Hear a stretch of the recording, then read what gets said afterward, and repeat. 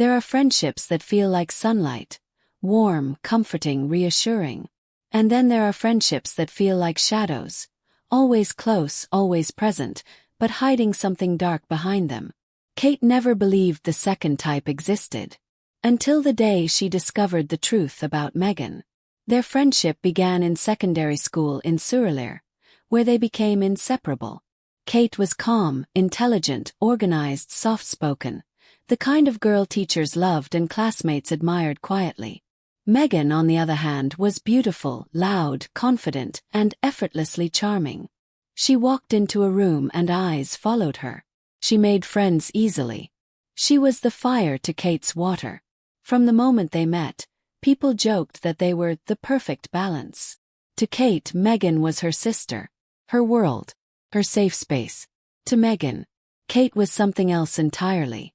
But Kate wouldn't learn that until much later, when it was already too late.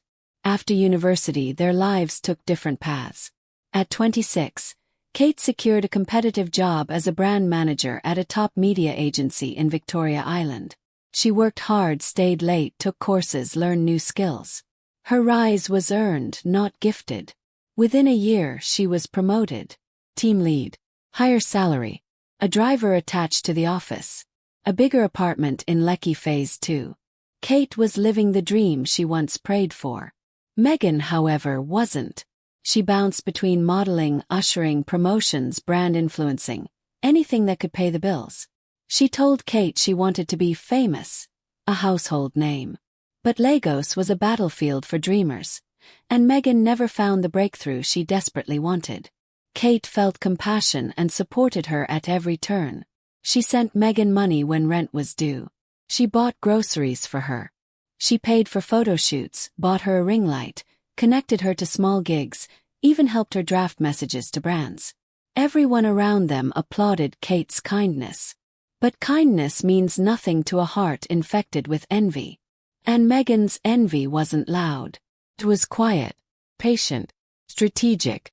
The first sign arrived softly, disguised as a joke. One night, they sat in Kate's living room watching TV when the news mentioned young successful women in Lagos. Megan laughed. "Success is sweet when it comes from luck," she said. Kate smiled lightly. "You think I'm lucky?" Megan shrugged. "Don't pretend you don't know. Your life is easy." Easy. The word stabbed more than Kate expected. "I work hard," Kate responded gently. "Everyone works hard," Megan rolled her eyes. "Some people just have the universe on their side." Kate laughed awkwardly to end the tension. But that night, when she lay in bed, the words replayed in her mind. It didn't feel like a joke. Felt like a warning. She brushed it aside. She should not have. Love enters smoothly, and ruins arrive quietly behind it. Kate met Daniel at a conference in Ikeja. Tall, simple, calm, intelligent. He treated her like she was the only woman in the world. Within 3 months, their relationship grew into something tender, genuine, and healthy. Kate was glowing, and everyone noticed. Everyone except Megan. When Daniel arrived at Kate's house one Saturday, Megan's eyes followed him too closely. Her smile lingered too long. Her compliments were too sweet to be sincere. Kate felt, Daniel felt it. But neither spoke up. 2 weeks later, Megan sent Daniel an Instagram message. "Hey, just checking up. Hope Kate is treating you well." Innocent enough. Then another. "You're really handsome, has anyone told you that?" Then another. "If you ever feel like talking to someone, I'm here. No pressure." Daniel ignored them every time. He didn't want drama. But when he showed Kate the messages, her heart dropped. Her best friend was trying to take her boyfriend. She confronted Megan the same day. Megan laughed loud. "Oh please, Kate. Are you seriously fighting me because of a man? He's my boyfriend. And I was only being friendly. Stop acting insecure." The gaslighting was sharp, intentional. Kate walked away confused, hurt, embarrassed. She forgave her. But something in her heart changed. Small fracture. The beginning of the end. A month later, Kate found an opportunity online. A top Nigerian fashion influencer needed a full-time assistant. IP. Good exposure. Weekly travel opportunities. Kate instantly thought of Megan. Megan! This is perfect for you. Megan's eyes sparkled with excitement. Oh my God, Kate. Thank you. You're always there for me. She hugged Kate so tightly that Kate felt a spark of hope. Maybe things were turning around. Maybe the dark cloud she felt earlier was just her imagination. Kate even let Megan sleep over at her place the night before the interview so they could leave early together.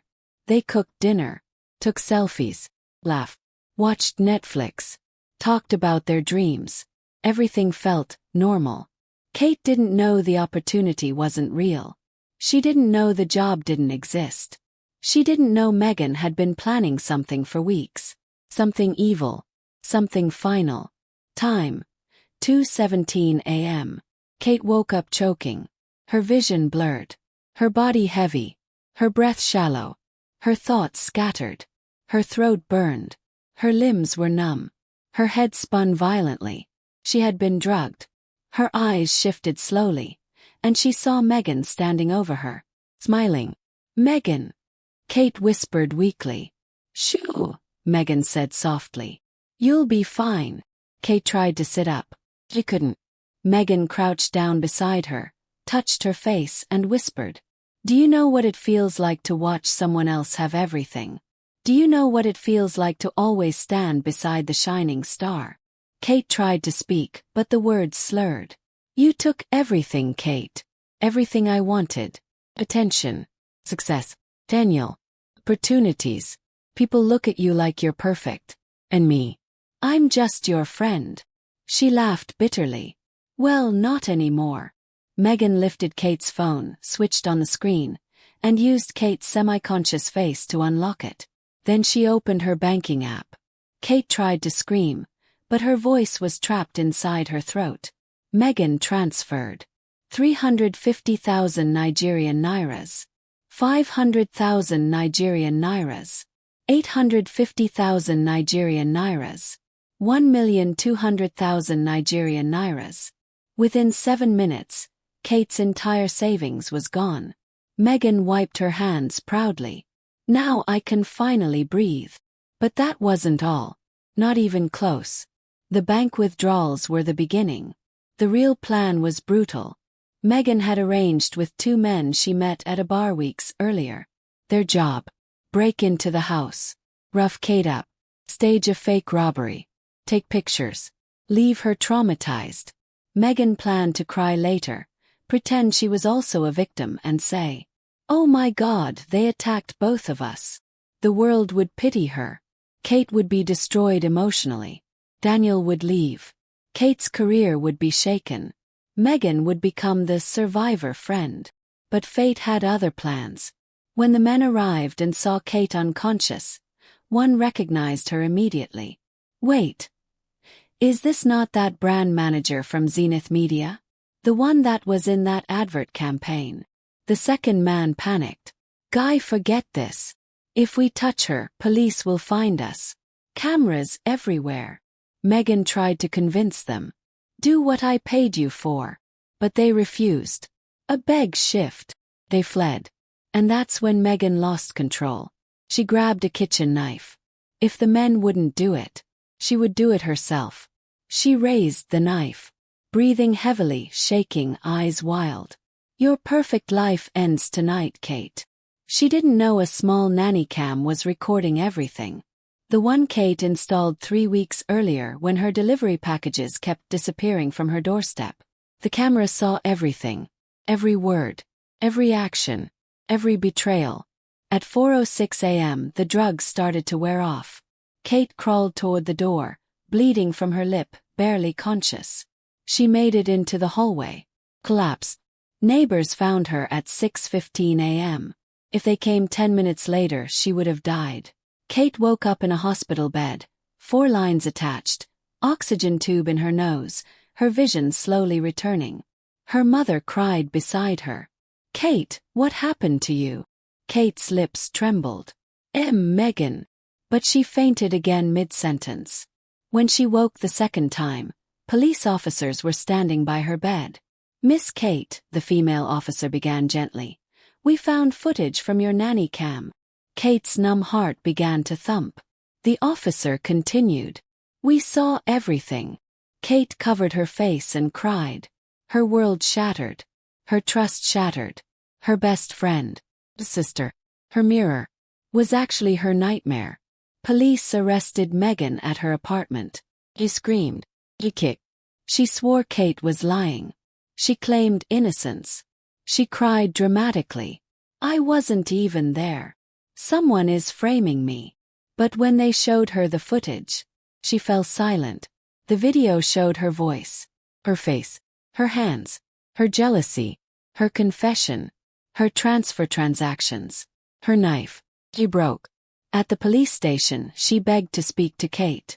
Kate agreed. The confrontation that followed changed both their lives. Megan sat across the table, wrists in handcuffs, eyes swollen, face pale. Kate entered quietly. For a moment neither spoke. Then Megan whispered, "You weren't supposed to wake up." Kate felt the room spin. "Megan, why?" Megan's lip trembled. "Because I was tired, Kate. Tired of being the ugly friend. The poor friend. The irrelevant friend. The one people only noticed because I stood next to you." "Megan, I loved you," Kate cried. "You were my sister." "I know," Megan whispered. "And that's why I hated you more." Kate froze. Megan continued. "You were everything I wanted to be. And I couldn't stand it.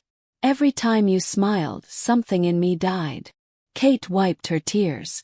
"You wanted to kill me." Megan nodded slowly. "I didn't plan to at first. I just wanted to scare you, humiliate you, make people pity me for once."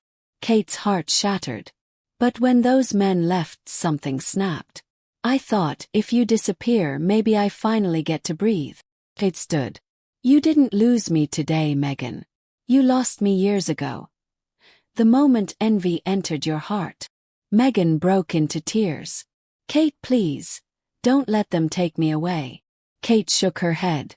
"I didn't put you here, Megan. Your own heart did." Then she walked out. And this time she didn't look back. The case went to court.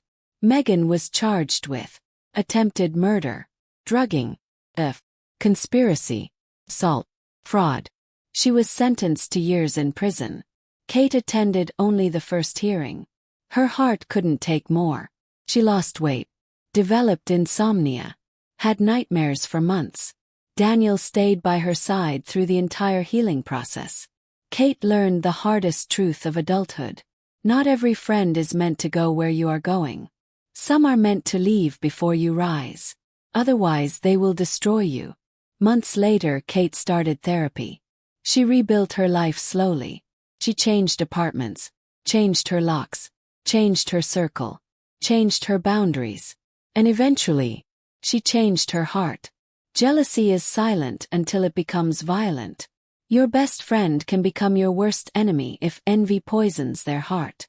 Success is a test. Those who fail become threats. Not everyone deserves access to your vulnerable moments. A kind heart without boundaries attracts evil. Pay attention to how people react when you succeed. A friend who competes with you will eventually betray you. Love people but watch actions, not words. Your inner circle is the gate to your destiny. Guard it.